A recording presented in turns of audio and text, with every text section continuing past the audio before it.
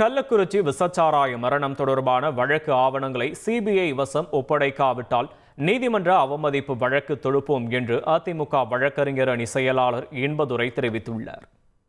இந்த வழக்கில் இந்த பேப்பர்களை, அதாவது விசாரணை அறிக்கை மற்றும் அது தொடர்பான கோப்புகளை உடனடியாக சிபிஐக்கு ஒப்படைக்கலைன்னா அது கண்டெம்ட், அது நீதிமன்ற அவமதிப்பாகும். அந்த நீதிமன்ற அவமதிப்பையும் எங்களுடைய தலைமையோடு கலந்து பேசி நாங்கள் தொடுப்போம். 2 வாரத்துக்குள்ள ஆவணங்களை ஒப்படைக்கலன்னா இல்லை, இப்போ 2 வாரங்கிறது தாண்டி போயிடுச்சு. அப்பீல் போட்டிருந்தாங்க, அப்பீல் டிஸ்மிஸ். இந்த நிமிஷத்திலிருந்து சிபிஐ விசாரணை அது உடனடியாக ஒப்படைக்கணும். ஒப்படைக்கலைன்னா நாங்கள் உயர்நீதிமன்றத்தினுடைய கதவை தட்டுவோம். ஏன்னா அது கண்டெம்ட்.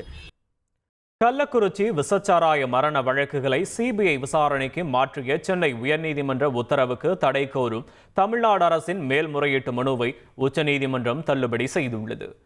கள்ளக்குறிச்சி மாவட்டத்தில் கடந்த ஜூன் மாதம் விசச்சாராயம் குடித்து 66 பேர் உயிரிழந்த விவகாரம் தொடர்பான வழக்குகளை சிபிஐ விசாரணைக்கு மாற்றி சென்னை உயர்நீதிமன்றம் உத்தரவிட்டிருந்தது. இந்த உத்தரவை எதிர்த்தும் இடைக்கால தடை கோரியும் தமிழ்நாடு அரசின் சார்பில் குமரன் தாக்கல் செய்த மேல்முறையீடு மனுவை உச்சநீதிமன்ற நீதிபதிகள் ஜே.பி. பார்திவாலா, ஆர். மகாதேவன் அடங்கியோர் அமர்வு விசாரித்தது.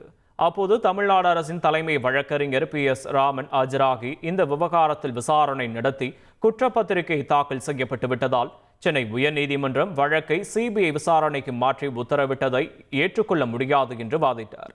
இந்த வாதத்தை நிராகரித்த உச்சநீதிமன்றம் சென்னை உயர்நீதிமன்றத்தின் உத்தரவில் தலையிட வேண்டிய அவசியம் எழவில்லை என குறிப்பிட்டு தமிழ்நாடு அரசின் மேல்முறையீடு மனுவை தள்ளுபடி செய்து உத்தரவிட்டது. செய்திகளை உடனுக்குடன் தெரிந்து கொள்ள உடனே சப்ஸ்கிரைப் பண்ணுங்க.